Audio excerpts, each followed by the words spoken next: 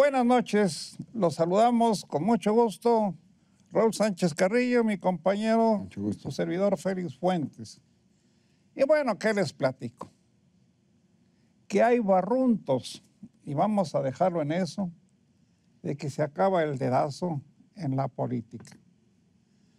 Algunos no lo creen, pero hay quienes sí tienen esa esperanza que de plano se acabe esa vieja práctica y realmente los candidatos, en particular los presidenciables, sean designados por sus consejeros, por la mayoría de sus consejeros políticos, y así de esa manera haya una especie de consenso dentro de cada partido.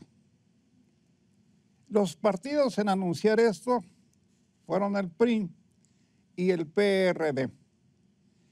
El viernes de la semana pasada, el PRI tuvo una junta de consejo y llegó al acuerdo de que habrá que hacer asambleas de sus consejeros para designar a sus candidatos, ya sean presidencial, de gobernadores, de senadores y de diputados. Bueno, ojalá que eso suceda, Raúl, porque eso puede ser un avance importante dentro de nuestra política tan acostumbrada al dedazo. Efectivamente, sobre todo porque ha sido tal el desgaste de esa práctica del dedazo o de lo que se llamó de alguna manera alguna vez el fiel de la balanza, recuerdas a López Portillo. Ahora los partidos proponen, incluyendo que el PRD, siendo parte del Frente Democrático Ciudadano, tendría un consejo para elegir candidatos si el propio Frente no ofrece esa posibilidad. Pero en el PRI sí es una cosa nueva. Tan nueva es que a quienes no les ha gustado la forma, como a la entonces diputada y secretaria general del CEN del PRI, Ivonne Ortega, exgobernadora de Yucatán, dijo: yo no voy a asistir porque me parece un maquillaje, algo que quiere hacer lo mismo pero con maquillaje, es decir, disfrazado de. Y bueno, si los partidos se modernizan, tomemos en cuenta que la sociedad cada vez está más despierta para saber cómo se están moviendo las cosas en el partido que militan. En el caso del PRI, sí es un avance de que el próximo candidato presidencial, que por cierto, están perfilando mucho al señor secretario de Hacienda, José Antonio Meade, como el posible sucesor del licenciado Peña Nieto. No sabemos si vaya a ser, pero es lo que más se está manejando.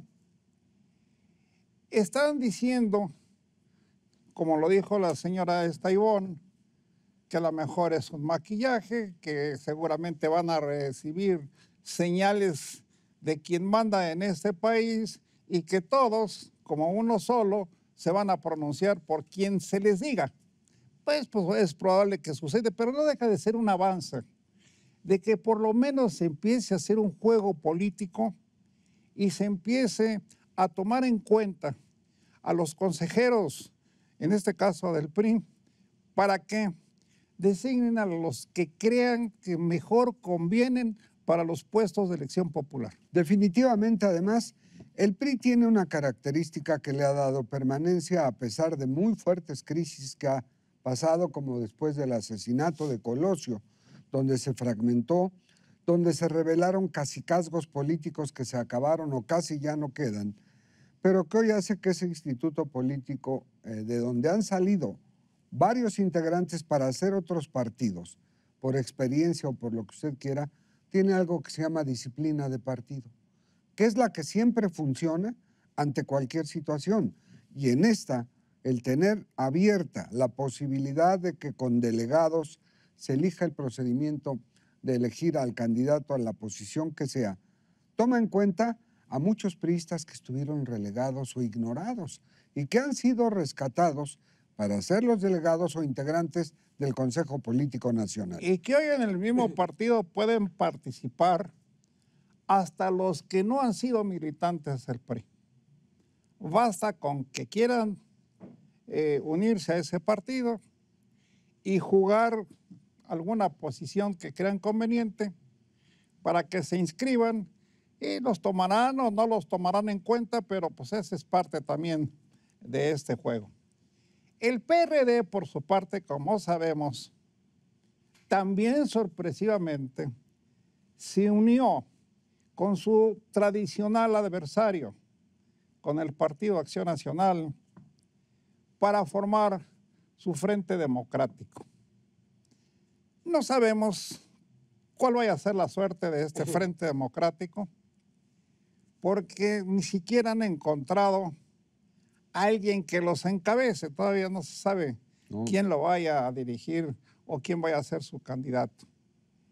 Dicen dentro del propio partido que si no se logra un consenso dentro de ellos mismos, el PRD, por ejemplo, tendría que nombrar a su propio candidato presidencial y también por el mismo sistema que mencionamos del PRI, que es el de consejeros para sacarlo adelante.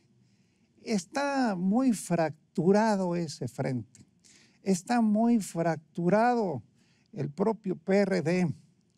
Recordamos que cuando López Obrador salió de ese partido del PRD, pues ya tiene como 5 o 6 años, declaró que el PRD era un prototipo y en cierta manera la mayor o la gran parte de la corrupción en este país.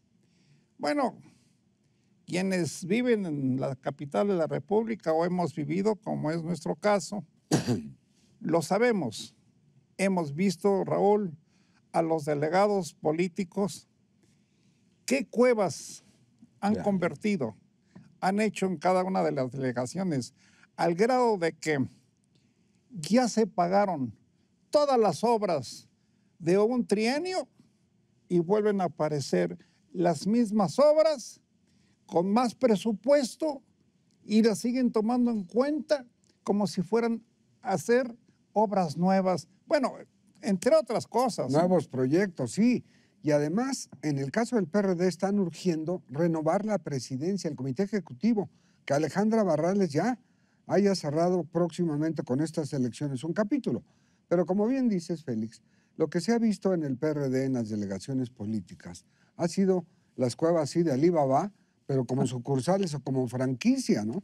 Que ha sido también escandaloso y que dentro del mismo PRD ha habido una gran migración a Morena. Y muchos de los que no han dicho todavía no encuentran o no están más que esperando el momento oportuno para decir, ahí está su arpa, ya no toco en el PRD y me voy a Morena. Eso es en el PRI y en el PRD. Del PAN es otro misterio, es otro galimatías, porque todavía no se sabe qué es lo que va a ser su actual líder, si ya se fue a meter en el Frente Democrático, como ellos lo llaman, y si va a seguir pensando en que puede ser o no el candidato presidencial del Partido Acción Nacional, o qué va a hacer Acción Nacional para la próxima elección. ¿A quién? ¿Quién va a ser su abanderado? ¿Cuáles son sus cartas? Y mientras eso sucede en los partidos, en la propia política sucedió un hecho sorprendente e inusitado. Fue despedido Santiago Nieto, quien era el responsable de la vigilancia en la Secretaría de Gobernación de todos los ilícitos que se pueden dar en los procesos electorales. Fue despedido por el nuevo subsecretario y ya encargado del despacho de la Procuraduría General de la República, Alberto Elías Beltrán. Y se le acusó de que rompió, violó el código de ética de la propia Procuraduría General de la República. Santiago Nieto fue quien dijo que le habló, le mandó una carta el señor Emilio Lozoya, quien fue el primer director de Petróleos Mexicanos en este sexenio, y al señor Lozoya se le señala como haber participado en esa cadena larguísima de sobornos que hizo una compañía petrolera de Brasil en varias naciones del continente. pues haya sido o no haya sido, como diría Felipe Calderón, a Emilio Lozoya se le hace responsable de eso y a otros altos funcionarios también del gobierno.